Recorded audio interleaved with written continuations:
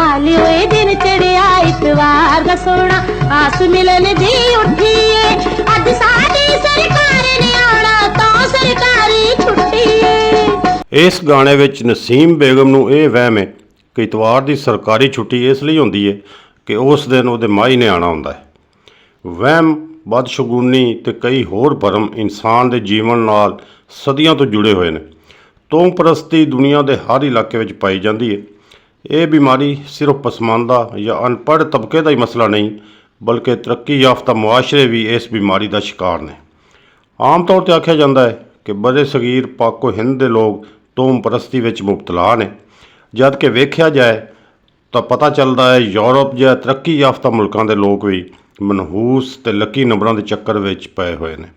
जिमें साढ़े हाँ इहो जिहे लोग मौजूद ने ਜਿਹੜੇ ਬਾਬਿਆਂ ਕੋਲੋਂ ਲੱਕੀ नंबर लैन लई उन्हां दी गालियां खांदे ते इन्हां गालियां विचों लकी नंबर लभदे ने। इसे तरह यूरोप विच 99 ਦੇ ਹਿੱਸੇ ਨੂੰ ਲੱਕੀ ਤੇ 13 ਨੰਬਰ ਨੂੰ ਮਨਹੂਸ ਸਮਝਣ ਵਾਲੇ ਲੋਕ ਵੀ ਮੌਜੂਦ ਨੇ।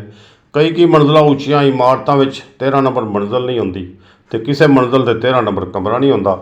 ਇਸੇ ਤਰ੍ਹਾਂ ਸਾਡੇ ਮੁਆਸ਼ਰੇ ਵਿੱਚ 302 ਤੇ 420 ਨੰਬਰ ਨੂੰ ਚੰਗਾ ਨਹੀਂ ਸਮਝਿਆ ਜਾਂਦਾ। ਵੈਸੇ ਹਕੀਕਤ ਇਹ ਹੈ कि पाको हिंद के लोगों की जिंदगी वहमां ते बदशगुनियां नाल भरी हुई है। काली बिल्ली किसी का रस्ता कट जाए तो उन्होंने यह वहम हो जाता है कि जिस काम चलिया वो पूरा नहीं होना।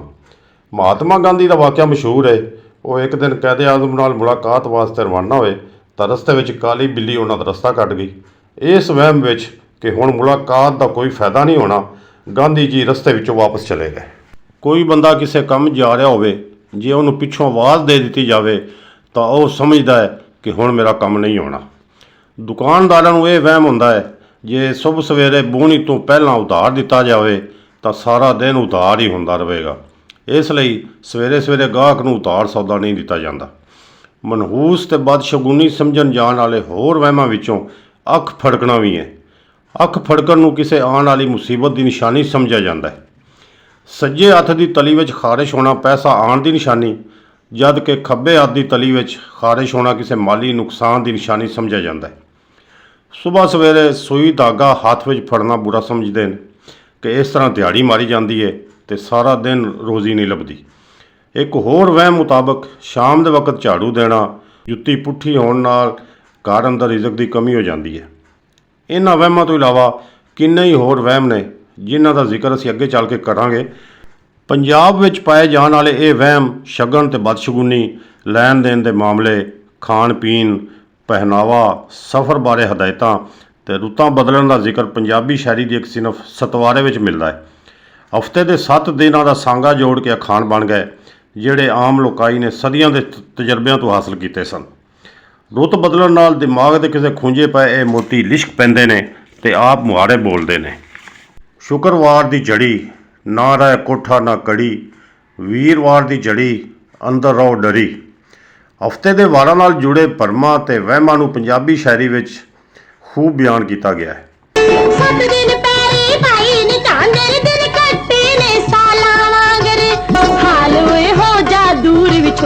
शुक्र तेरी तार दी टुट्टी है अज साडी सरकार ने आना तां सरकारी छुट्टी है। सोमवार न जाई पहाड़ जित्ती बाजी आवें हार, मंगलवार दी बुरी दिहाड़ शुरू कम न चढ़दा पार। बुधवार न उभे जाइए जे जाइए तो दुख ही पाइए, वीरवार जे सिर मुनाइए कालक अपने मत्थे लाइए।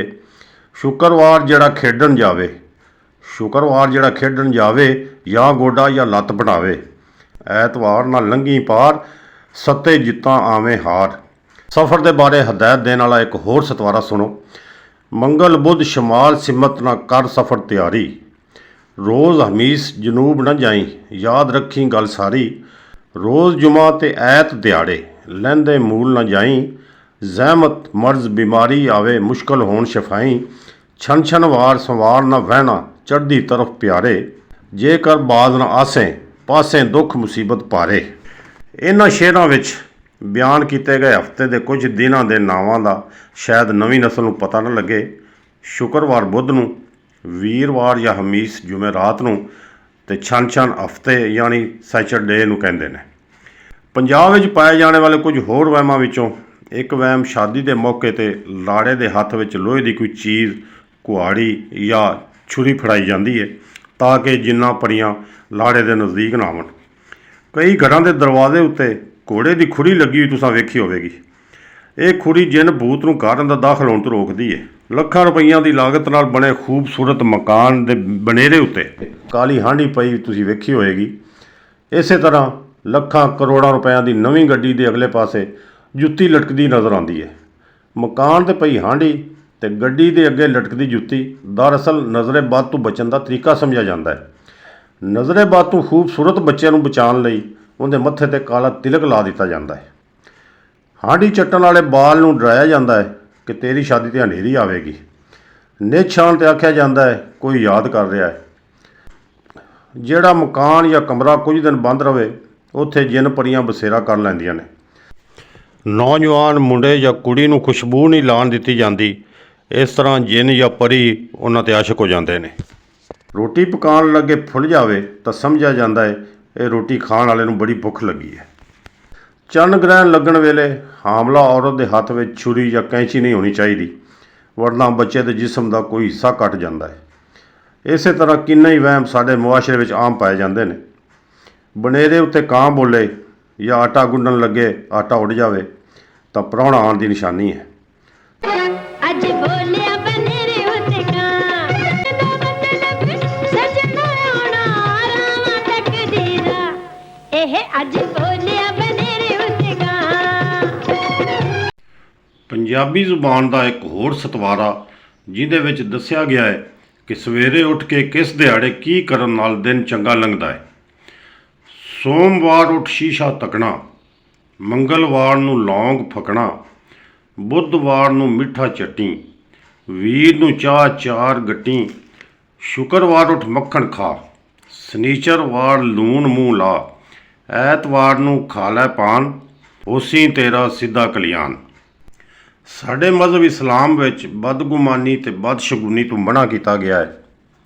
ਹਫ਼ਤੇ ਦੇ ਸਾਰੇ ਦਿਨ ਹੀ ਰੱਬ ਦੇ ਬਣਾਏ ਹੋਏ ਨੇ, ਕੋਈ ਦਿਨ ਮਨਹੂਸ ਨਹੀਂ ਹੁੰਦਾ।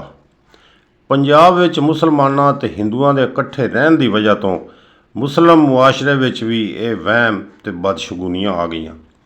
ਤਾਲੀਮ ਤੇ ਰੋਸ਼ਨ ਖਿਆਲੀ ਇਹਨਾਂ ਵਹਿਮਾਂ ਤੇ ਬਦਸ਼ਗੁਨੀਆਂ ਤੋਂ ਸਾਡੀ ਜਾਨ ਛੁਡਾ ਸਕਦੀ ਹੈ। ਆਪਸ ਦੇ ਵਿੱਚ ਮਿਲ ਕੇ ਰਹੀਏ, ਚੰਗੀ ਨਹੀਂ ਲੜਾਈ। ਜਨਮ ਜਨਮ ਦਾ ਸਾਥੀ ਸਾਡਾ, ਮੈਨੂੰ ਤੇਰੀ ਬੜਾਈ। ਜਾ ਇੱਕ ਮਿੱਕ ਮੈਨੂੰ ਤੇਰੀ ਸਿੱਕ ਲਾਈਏ ਤੋੜ ਨਿਭਾਈਏ। ਵੀਡੀਓ ਚੰਗੀ ਲੱਗੀ ਹੋਵੇ ਤਾਂ ਮਿਹਰਬਾਨੀ ਕਰਕੇ ਵੀਡੀਓ ਨੂੰ ਲਾਈਕ ਤੇ ਚੈਨਲ ਨੂੰ ਸਬਸਕ੍ਰਾਈਬ ਕਰ ਲਓ।